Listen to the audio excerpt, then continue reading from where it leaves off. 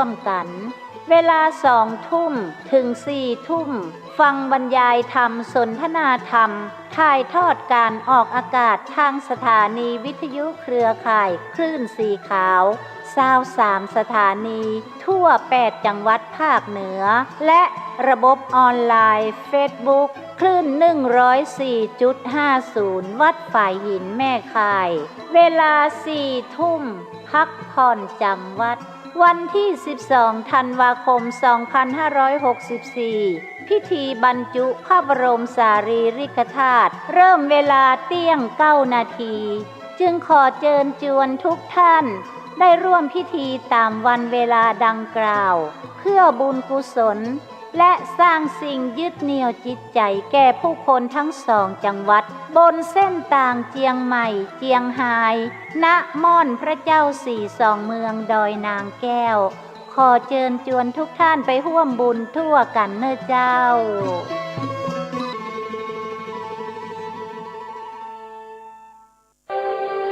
นมัสการเจ้าค่ะวิกฤตโควิด -19 จะมีหลักธรรมใดช่วยได้บ้างไหมเจ้าคะเจริญพรสมัยพุทธกาลเกิดเหตุโรคระบาดในเมืองไวสาลีพระพุทธเจ้าให้คณะสงฆ์สวดพระพุทธ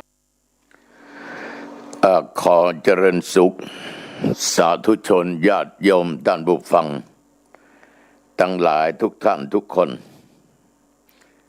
วันนี้รายการธรรมะก่อนนอนณทางสถานีวิทยุศูนย์การเผยแพร่ธรรมของวัดฝ่ายหินอำเภอเมืองจังหวัดเชียงใหม่ในคลื่น 104.50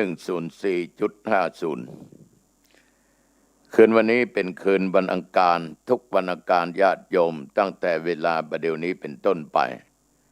อาตมาภาพหรือเจ้าวัดหนองตองหางดงจังหวัดเชียงใหม่ก็จะได้นำเอาธรรมะที่บอกว่ารายการธรรมะก่อนนอนมามาจาญาติโยมท่านทั้งหลายได้ฟังกันเพื่อเป็นแนวทางในการแก้ปัญหาพี่น้องญาติโยมระยะนี้อากาศรู้สึกว่าหนาวเย็นขึ้นมาประการสำคัญตอนเช้าอากาศก็สบายแต่แปลกนะญาติโยมกลางวันอากาศยังร้อนอยู่ยังอบอ้าวอยู่จำเป็นต้องใช้พัดลมเป่าอยู่บางเตื้อไปในงานต่างๆนั้นก็ทางเจ้าภาพก็จำเป็นต้องเปิดพัดลมเพราะว่าอากาศมันยังร้อนอยู่และทุกคนนั้นก็กันว่ามันยังมาร้อนอย่างอยู่นะแต่เมื่อเจ้ามันยังหนาวเมื่อวันมันยังร้อนก็มันคนละเวลา อุณหภูมินี่มันย่อมจะมีการเปลี่ยนแปลงไปพออยู่ในพื้นราบยังอยู่หนองตองเนี่ยยังมองถ้าขึ้นไปอยู่ดอยที่สูงสุดดอยอินทนนท์เนี่ยโยมทั้งหลายจะเห็นได้ว่าอากาศเย็นมากๆอากาศเย็นมากๆแต่ว่าอย่างใดก็ตามคนเฮานี่ก็แปลกนะเนาะยิ่งหนาวยิ่งอยากจะสัมผัสอยากจะทดลองดูว่ามันจะหนาวขนาดไหนมีลูกศิษย์ลูกหาญาติโยมหลายท่านหลายคนที่ไปนอนแรมค้างคืนอยู่บนดอยอินทนนท์กลับลงมาแล้วมาหาที่วัดบอกว่าโอ้โหตุลุงบ่ไหวหนาวขนาดนะที่ไหนดอยอินทนนท์น่ะก็หนาวแล้วอย่าไปมันเนี่ยอย่าง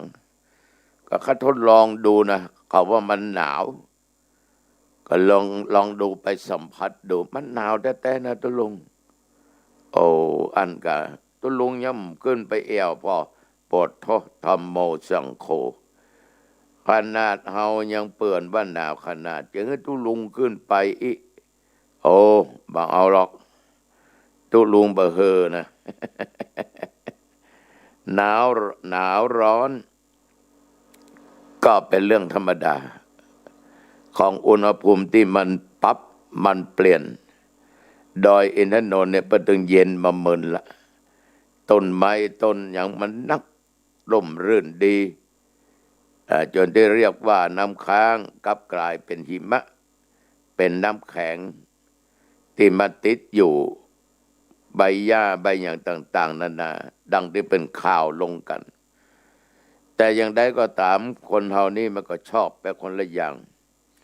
แต่มันดีอย่างนะโยมดีอย่างโยมมันเป็นการสนับสนุนการท่องเที่ยวก็ทำให้เศรษฐกิจนั่นแหละมันหมุนเวียนคนที่เป็นมาจากต่างจังหวัดต่างอำเภอจากต่างประเทศเปิ้นก็อยากจะสัมผัสอากาศหนาวลมหนาวมันก็ทำให้เศรษฐกิจหมุนเวียน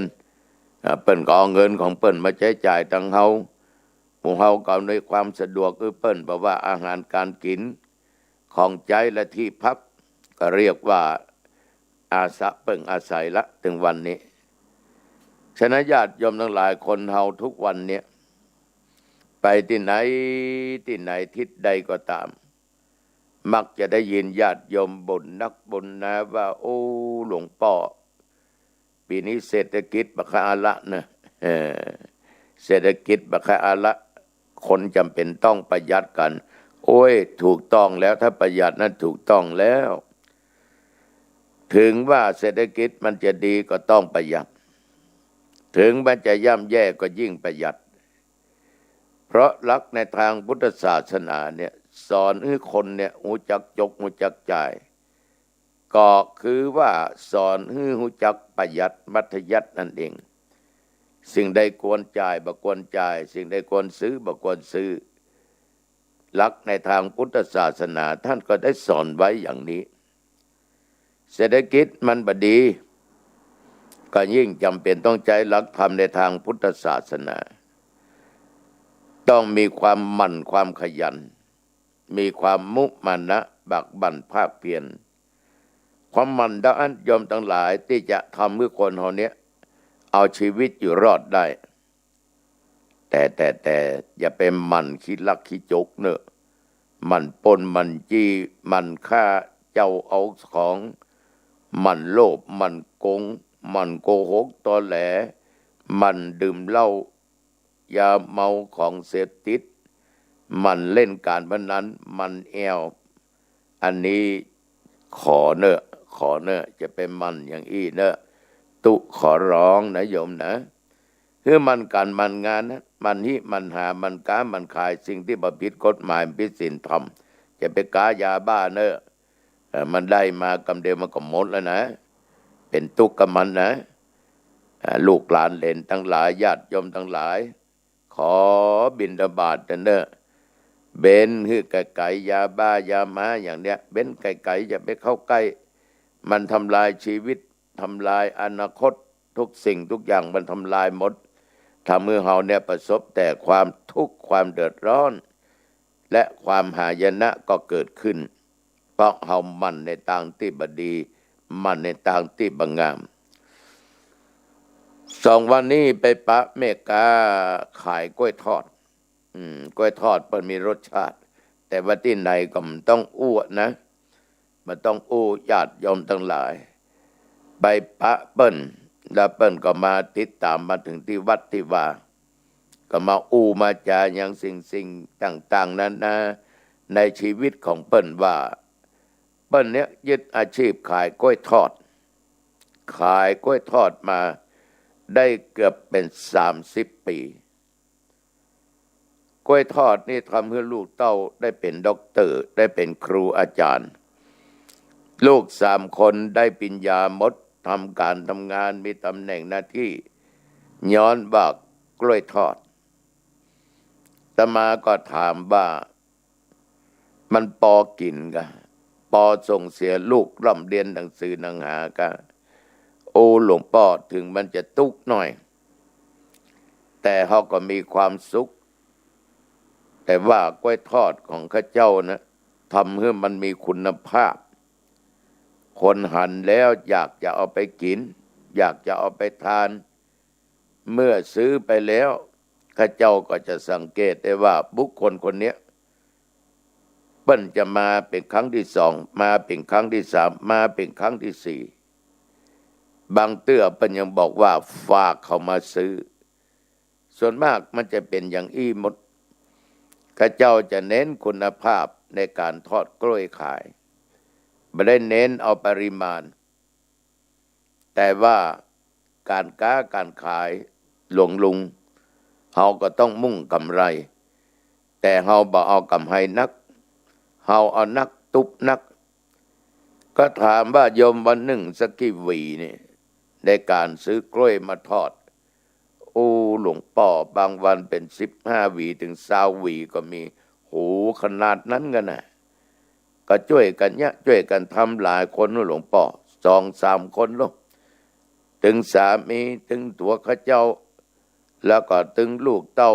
เติมได้เป็นยาการอย่างงานเขาก็ช่วยทำปอกกล้วยพ่องยังพ่องด้วยความที่เรียกว่ามีความขยัน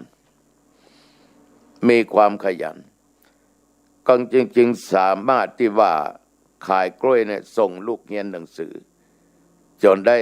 เป็นข้าราชการมีเงินเดือนเงินดาวกันขึ้นก็เลยถามไปว่าวันหนึ่งนี่จะได้ประมาณเท่าใดเพิ่นก็ตอบอาตมาฟังแล้วก็โอ้คุ้มค่าจริงๆแต่เปิ้นก็บอกว่าเพื่อจะได้มาในเขตรับครับตะนอนนะตุลุงเหงื่อแตกเหงื่อฟุ้งเหมือนกันเพราะมาอยู่กับไฟอยู่กับน้ำมันอยู่กับของฮ้อนแล้วมันตึมได้ไปเอวที่ไหนเนอะตุลุงเนอะเปิ้นไปเอวงั้นไปเอวนี่ตึมได้ไปตัวเปิ้นทำกะกล้วยทอดขายได้นะถ้าเกิดเปิ้นมีงานวัดกระเจ้าก็ค่อยไปก็ไม่ได้ไป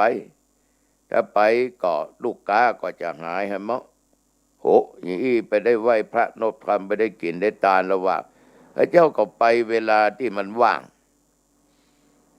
อย่างวันศีลวันธรรมบางครั้งข้าเจ้าไม่ได้ไปแต่ข้าเจ้าก็ไปเมื่อเวลาที่ข้าเจ้าว่างอันวัดเนี่ยข้าเจ้าถึงบัดละกินทานข้าเจ้าถึงบัดลดศีลข้าเจ้าก็มีธรรมะข้าเจ้าก็มีแม่ละธรรมะนิยมมีกับอุทานะสัมปทาไงล่ะถึงพร้อมด้วยความมั่นความขยันเธอค้าขายนี่เธอปฏิบัติอยู่ในหลักธรรมนะเธอปฏิบัติตามธรรมะนะประจำเป็นต้องจะไปนั่งรับหูรับตายุบหนอป้องหนอหายใจเข้าออก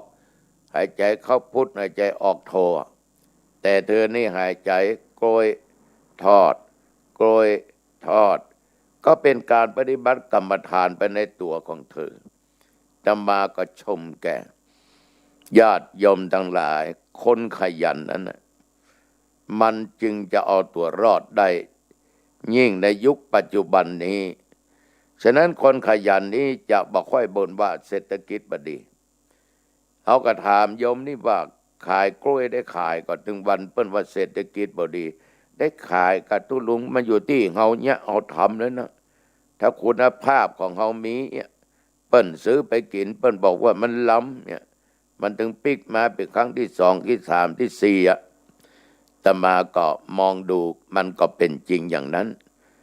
ฉะนั้นโยมจะค้าจะขายเนี่ยก็ตามญาติโยมถ้ามีความขยันที่ยัง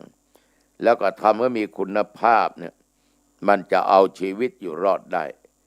หลายคนที่เปิดร้านค้าขายก๋วยเตี๋ยวขายข้าวมันไก่ขายข้าวผัดขายอาหารตามสั่งบางคนนั้นไปบ่รอดแต่บางคนนั้นก็จนได้เรียกว่าขายได้ข้าวมันตันบางคนนี้ก็โลภมากก็เลยลาภหาย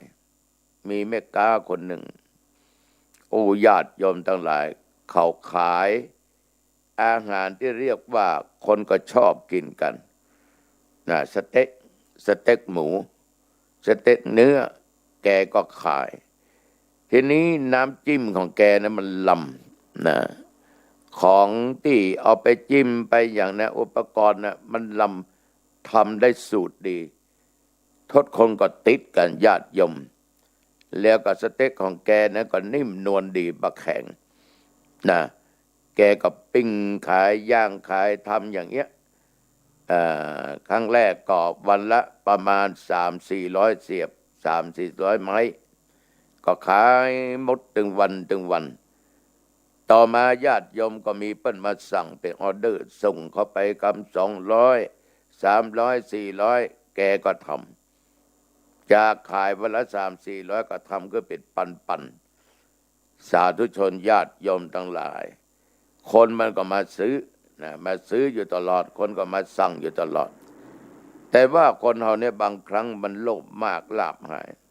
เมื่อเปิ้นมาสั่งก็ทำเผื่อไว้ว่าขายบางครั้งบางวัน300-400กำนี้ต้องขายวันละ700-800เป็นปันมันก็ได้ขายพ่องตามที่ได้กำหนดไว้แต่ทีนี้ส่วนที่เหลือนั่นนะที่เฮาโลภว่าจะต้องขายให้มันจนหมดมันดันบ่หมดเมื่อบ่หมดเขาเนี่ยญาติโยมนั่นแหละเขาก็ย่างก็ปิ้งแล้วก็เก็บไว้ในตู้เย็นเนื้อเนี่ยจีนเนี่ยมันถูกความเย็นมันไม่ใช่ของสดเมื่อเจ้าเอามาปิ้งขายแถมย่างขายแถมคนที่เคยซื้อที่มันสดร้อนเอาไปกินนั้นมันจะคิดเลยโยมทั้งหลายเอาเข้าลูกค้าก็เริ่มหายไปตำราตะลุนวัน100 เสียบก็ยังหมด4-50ก็ยังเกือบไม่ได้ขายเพราะทุกคนนั้นต่างไปอู้ไปจากันว่ามันเหมือนตะก้อนฮะมันเหมือนนิ่มมันนวลมันแข็งไปแหะมันล้ำละเนี่ยสงสัยเอาแช่ตู้เย็นไว้ใส่ตู้เย็นไว้เนี่ยโยมทั้งหลายคนเฮาโลภมากเลยลาภหายเสียดายโยมผู้นี้ญาติพี่น้องเตือนก็บ่ฟังไปอู้ไปจาฮื้อก็บ่ฟังแม้แต่คนที่เปิ้นกินเปิ้นบริโภคเนี่ยเป็นลูกค้าไปอู้ไปจาว่ามันผิดไปเน้อทำเพื่อคนห่างเหินไปอย่างเงี้ยใครจะกินก็จ้างบ่กินก็จ้างจะซื้อก็จ้างซื้อก็จ้างโอ้ยสมาดูถูกดูแคลนคนซื้อลูกค้าบ่ง้อหาลูกค้าหำแล้วก็อันนั้นมันก็ดึงหายไปจัดนักปิยวาจาเจรจาก็บ่เพราะพิงบ่อ่อนบ่หวานมันก็ไม่สามารถมัดใจไปได้ในที่สุดญาติโยมท่านผู้ฟังทั้งหลายก็จะเป็นต้องหยุดกาเนี่ยเพราะเหตุใดโยมทั้งหลายเพราะว่าโลภมากลาภหายต้องกันข้ามอาตมาภาพนี่ชอบพอชอบก่อยไปหันญาติโยมเป็นขายก๋วยเตี๋ยวกันที่ตลาดห่างดงนั่นน่ะเมื่อคืนเนี่ยมันแรงนี่มันไปตั้งกันละอาตมาเองนี่ก็จังขี่รถผ่านนะเพราะว่าต้องออกไปเทศในงานที่เปิ้นนิมนต์ต่างอำเภอต่างหมู่บ้านก็จะผ่านตลาดห่างดงถ้ามาทางสายเหนือถ้ามาทางดอยสะเก็ดสันทรายสันกำแพงแม่อ่อนกาในเมืองเผือพดเผือแม่แตงแม่ตึงแม่ริมมือต้องผ่านทีนี้ขากลับล่องมาในญาติโยมก็ยังขายกันอยู่มีครั้งหนึ่งอาตมาก็บอกคนขับรถว่าจอดคนขับก็ถามว่าท่านจะนี่อย่างซื้อก๋วยเตี๋ยวกันซื้อข้าวผัดก็ไปใจอยู่กันไหนไปอู้อย่างนั้นนะมันไม่ใช่เวลาจะซื้อแล้วท่านนี่อย่างก็จอดในสัก4-5 ทีขอโทษแต่ใจกำปืนบ้างแฮจะพอว่าอีน้องที่ขายก๋วยเตี๋ยวเนี่ยมันอย่างใดคนอย่างมาลุ่มซื้อของมันพ่อไม่ออกญาติโยมทั้งหลายเปิ้นมานั่งขายถึงสามีของเปิ้นและลูกน้อยมคนเฮาพอยมไม่ยิงคนเนี่ยโอ้โหได้ตึงซ้ายได้ตึงขวาอันนึงก็กำนะอันอย่างก็ที่ใส่เส้นนั่นน่ะเส้นก๋วยเตี๋ยวนะจุ่มน้ำนั่นน่ะเอาเนื้อเอาอย่างใส่เบื้องนี้จุ่มเบื้องนี้เปียถ้วยมาวางก็เดี๋ยวกำพักก็เดี๋ยวนั้นมาใส่เขาก็เดี๋ยวก็ตักน้ำใส่ก็เดี๋ยวพักก็ใส่ปัวแกก็เสิร์ฟเอาไปให้คนที่เปิ้นมานั่งท่าจะกินแล้วก็ทำได้รวดเร็วตัวแล้วก็บักเกียงหากันตัวเปิ้นกินเสร็จเรียบร้อยแฟนเปิ้นก็เก็บถ้วยเก็บอย่างมาล้างแต่บ่เอามาไว้ในตู้ได้อย่างโซ่ที่วางล้าง ที่ล้างแล้วนะบำมาไว้ แต่ในตู้เปิ้นเก็บถ้วยไว้ วันไหนหลายร้อยใบญาติโยมทั้งหลายมันเลยตันไม้ตันมือก็ไปดูแล้วญาติโยมทั้งหลายโอ้เขาได้ตึงซ้ายตึงขวาแล้วบักเกียงบักงอนกันบางท่านบางคนนี่กาขายขนาดว่าขายของอยู่ในบ้านลูกกาพอเข้าไปจะซื้อของไม่ไหนอย่าแม่บ้านเปิดมาซื้อของเนี่ยมาขายอะกาบางทีแม่บ้านก็เอิ้นพ่อบ้านพ่อเอามาขายของด้วยกันมาเปิ้นบอกว่างนะเอาก็นึกว่าอย่างมัวจิ้มเล่นโทรศัพท์ดูเกมดูอย่างเล่นเกมเล่นอย่างบางทีก็นั่งกกงกลูกกาก็เลยไปที่อื่นเนี่ยไปซื้อสักกำปล่อยมันเล่นจิ้มอยู่ฮะนะเนี่ยยอมทั้งหลายบางครั้งบ่เอาใจใส่ในอาชีพของตัวเองนะในอาชีพของตัวเองฉะนั้นญาติโยมการค้าการขายถ้าตั้งอกตั้งใจเนี่ยมันก็สามารถทำชีวิตเอาอยู่รอดได้ประการสำคัญปิยวาจาเจรจาอันอ่อนหวานนี่อย่างมีครั้งหนึ่งอาตมาภาพไปอำเภอแม่สายนะไปแม่สายญาติโยมก็ไปกับญาติกับโยมเขาคนขับรถทีนี้ขากลับมาเนี่ยมาถึงที่นางแลแต่ข้างต่างเปิดก็ขายบักขนัดนางแลกันเนาะปตโรเป็นหมู่เป็นจุ้มเนาะแต่มาก็บอกคนขับรถว่าจอดตุลุงเนี่ยอย่างจะซื้อบักขนัดก็โอ้ยแต่มาก็เฮือเขาไปจอดที่โยมผู้หญิงคนหนึ่งดำก็ดำต่ำก็ต่ำเริ่มมีขาวนะตุยด้วยบักกำรถจอดปุ๊บแม่หญิงคนนี้ก็เข้ามาหา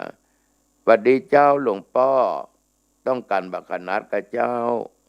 โอ้กับปากมันเนี่ยมันกินไปกึ่งละเขาจะซื้อบ่ซื้อมันสวัสดีเจ้าหลวงพ่อ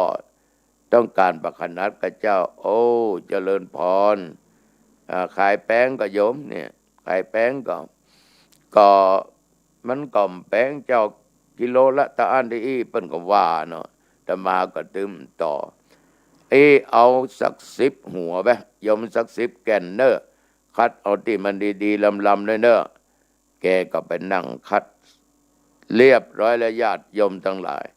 เอามาขนัด10 แก่นเนี่ยมาเฮือตมาภาพใส่ถุงมาถามว่าเท่าใดโยม40 บาทเจ้ามันถูกนะ40 บาทเจ้า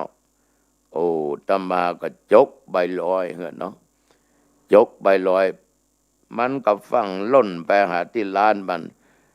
เปียสตางค์เอามาถอนอาตมาบอกว่าโยมอาตมาไม่เอานะอาตมามอบเป็นของขวัญเนอะโอ้โถมันยกมือไหว้มาดึงเจ้าอยู่ฮะญาติโยมอันนี้ได้ขายเพราะอย่างแทมือตัวแถม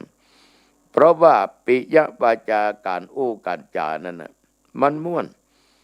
แล้วก็มือก็อ่อนตีนก็อ่อนก็ยกมือไหว้เมื่อหัดเป็นตุเป็นเจ้าหรือว่าเป็นกระหัตเจ้าบ้านก็ยกมือไหว้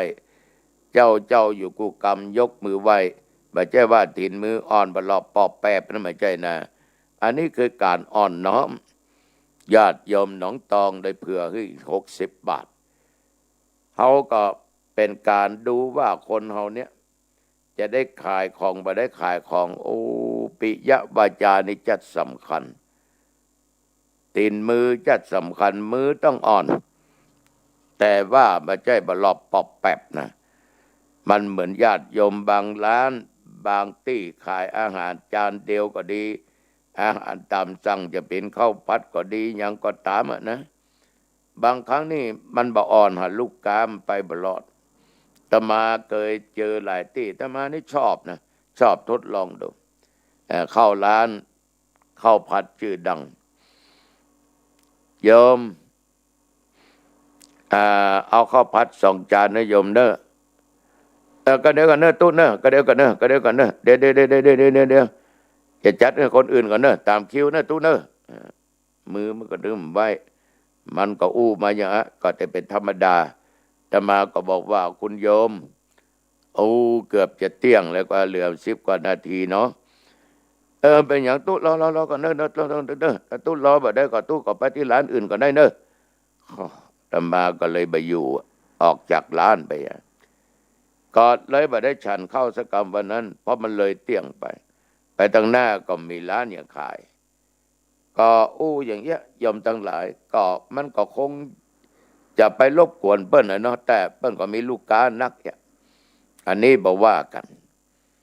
ดันไปอีกเตื้อนึงญาติโยมอันนี้ก็ไปแวะร้านอาหารข้างต่างเปิ้นก็มีสเปดเนาะอาหารจะเอาอย่างใดก็ได้เปิ้นขายเป็นจานจะลาดหน้าก็ได้หรือว่าเอาเข้าไว้ติ้งอาหารไว้ตี้ก็ได้เตียวเข้าไปในร้านตู้ยาวอย่างก็ว่าจะเอาอย่างหลวงพ่อยมก็จะไปพอตู้เจ้าบ่เดียวก็อย่างเงี้ยท่านนี่เราซื้อกินไปเลยโอ้แต่มาก็พอนาฬิกาก็11 โมงปลายมาถึง20 นาทีร้านก็จะมีคนนักมีคน2-3 คนมันเป็นจะได้โยมตุบ่เดียวเนี่ยหมูจักกาละเวลาสถานที่ได้ควรเข้าบ่ควรเข้าโอ้นี่มันหูเฮ้ยมันหูล้ำไปก็เลยขอโทษนะโยมเด้อประชันละมันจะเที่ยงละ11 โมงปลายแล้วแต่เป็นอย่างตุอาตมาก็ออกจากร้านไปก็หมายความว่าทดลองดูทดสอบดูอันนี้ก็หูเกินไปก็มันถึงเวลาที่จะจวนเพลแล้วทุกเจ้าก็จำเป็นต้องเข้าเพราะคนก็บอกเพ่นพ่านก็ไม่จะไปสั่งอาหารตามที่เปิ้นทำขายนะฉันแล้วก็คงบ่ถึง11 โมง 40พอนั่งฉันกำเดียวมันก็อิ่มมันก็จ่ายมันก็ลุกฉะนั้นยอมทั้งหลายเรื่องการการจาเนี่ยบางครั้งเนี่ยบางคนบ่จ้างมันก็เลยบ่สามารถมัดใจลูกค้าได้ลูกค้าเนี่ยยอมทั้งหลายมันเป็นตัวสำคัญตัวสนับสนุนทำเมื่อเราชีวิตอยู่รอดได้อย่างบางท่านบางคนเป็นมากันนะไปเฮาแวะร้านต่างหน้าไปร้านก๋วยเตี๋ยวจัดลำแวะคนเดียวเด้อให้บัดลงเด้อโหเป็นไงก๋วยเตี๋ยวมันล้ำกะแต่มันปากมันม่วนแล้วก็ซกกระปกตัวอย่างอีกก็มีฉะนั้นความสะอาดนี่ก็เป็นสิ่งสำคัญนะโยมนะร้านค้าต้องสะอาดเรียบร้อยโต๊ะต้องสะอาดถ้วยช้อนก็ต้องสะอาดเอาไปดูกับโยมบางท่านบางคนสกปรกอันถ้วยเก่าก็แจ้อะเมะพอช้อนกาพอตะเกียบกาพออันยังกาเนี่ยมันไม่สะอาดฉะนั้นญาติโยมโต๊ะตั้งมานั่งจะต้องทำความสะอาดตลอดไม่ใช่ว่าน้ำแกงตกเบื่อเม็ดเข้าก็มีอยู่นะแต่เปิ้นมานั่งไผจะไปนั่งสั่งไผไปนั่งกินได้ฉะนั้นโยมทั้งหลายการค้าการขายโยมจะต้องรู้ว่าอันไหนควรอันไหนบ่ควรได้ถูกต้องอันไหนบ่ถูกต้อง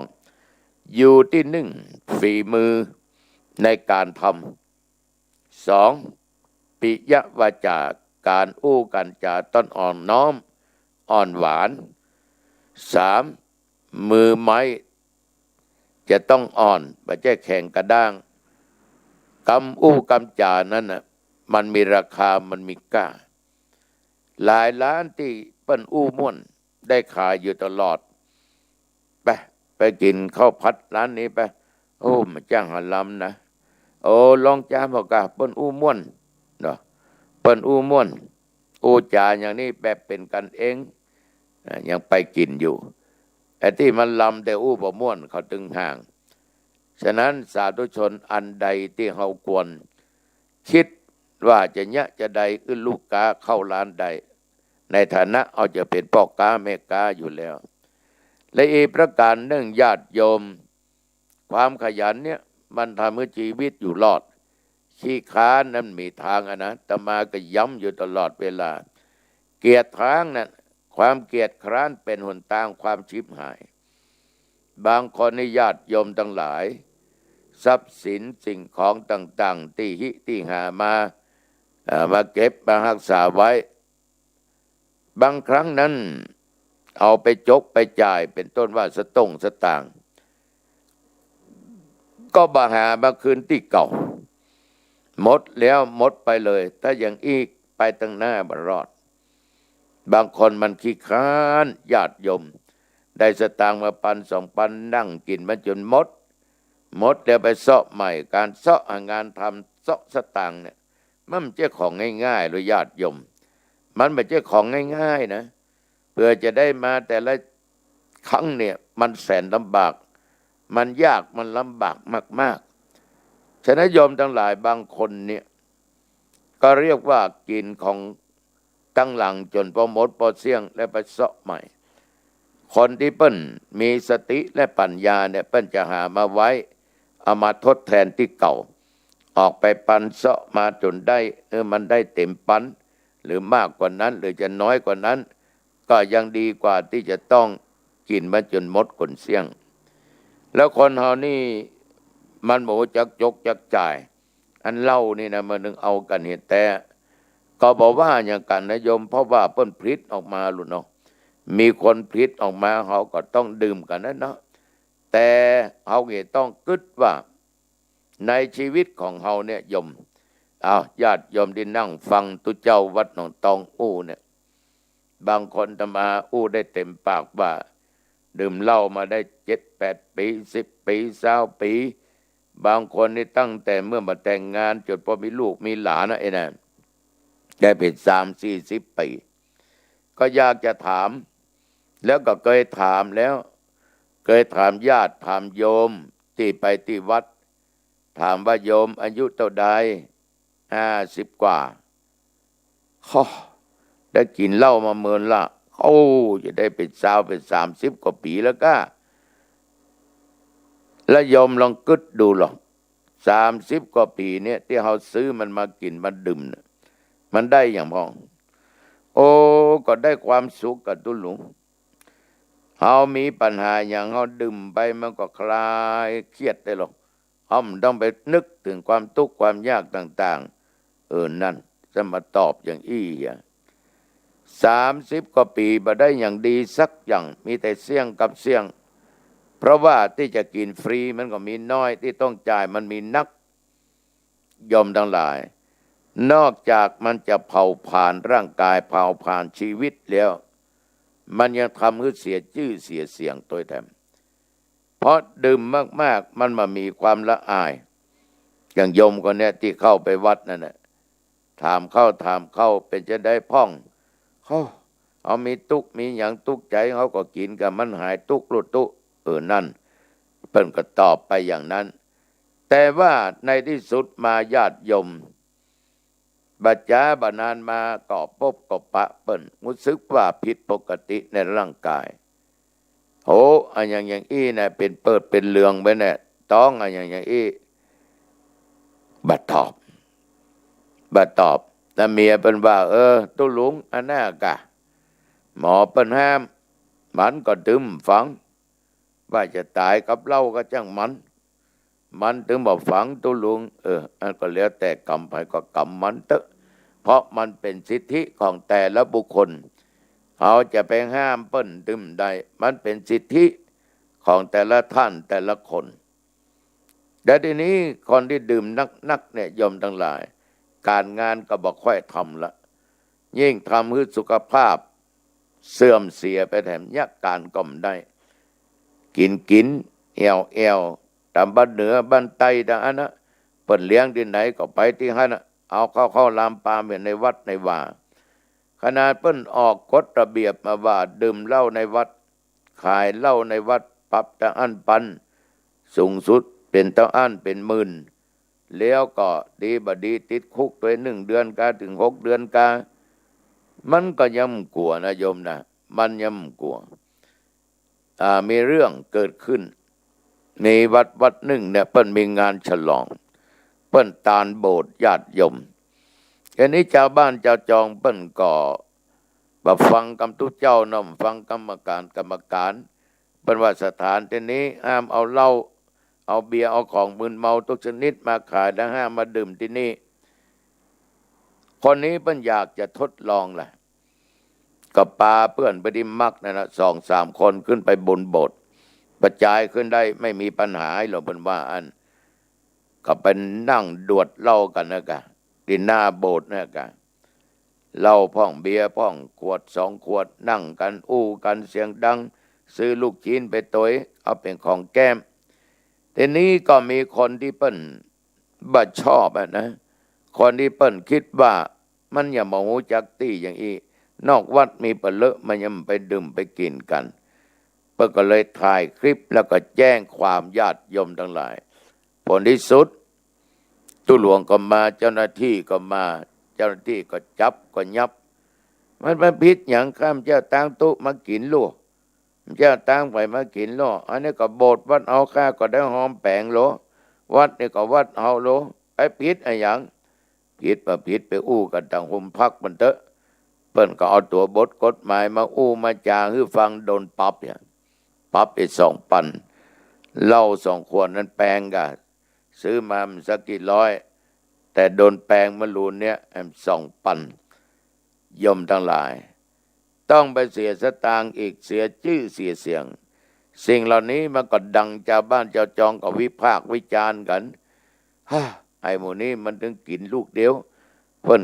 กินเปิ้นตานกันมันก็ไปจะเนี้ยไปทำเปิ้นมีการมีงานก็มาช่วยเปิ้นได้ก็กินเหล้ากินยาเนี่ยมันก็ทดสอบก็ไปกินที่บนโบสถ์จับหัวดีนะย้ำเอามันตายเหี้ยดู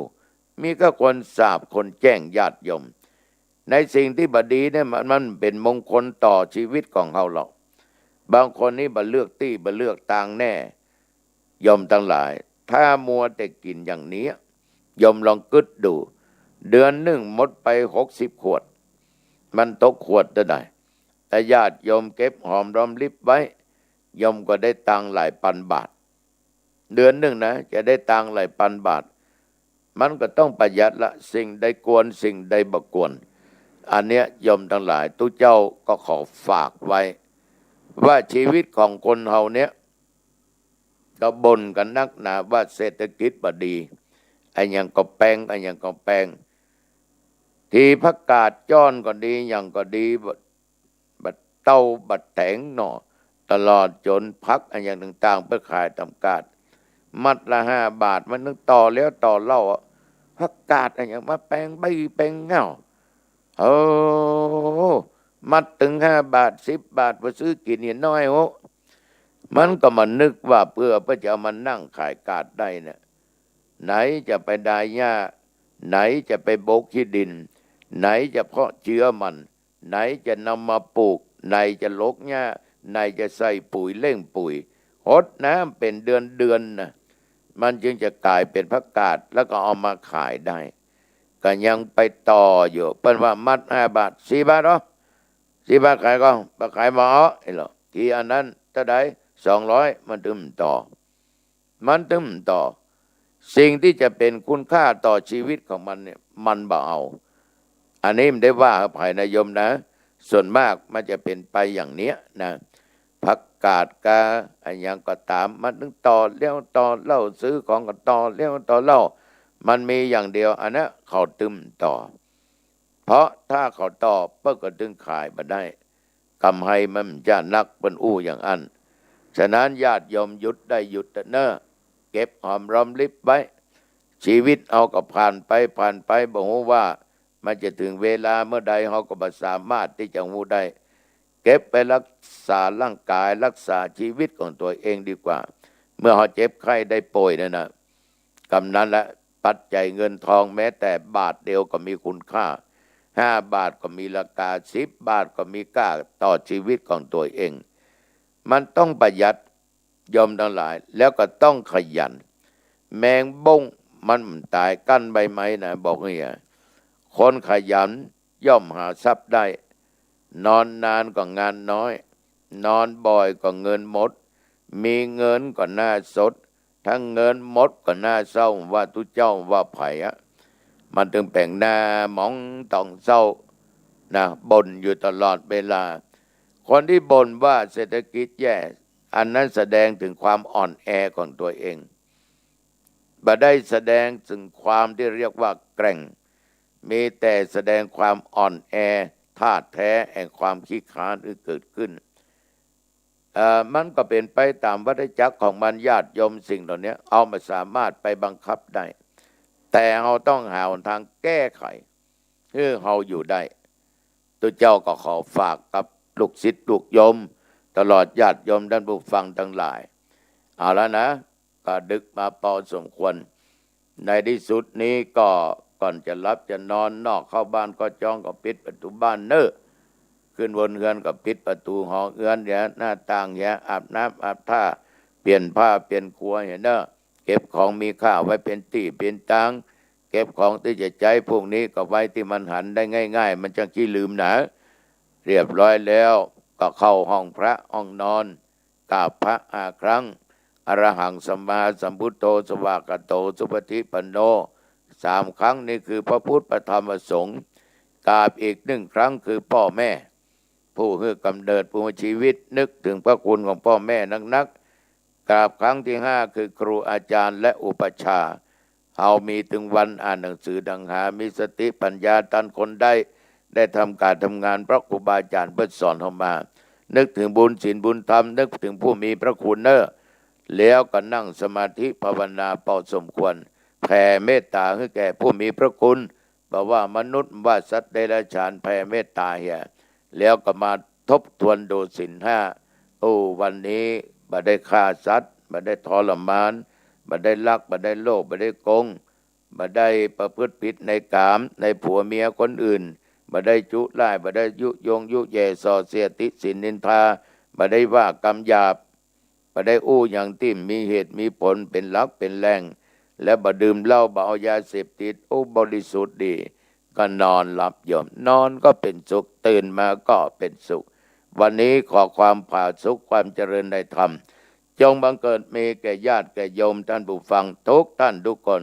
อายุวันโนสุขังพลังพบกันใหม่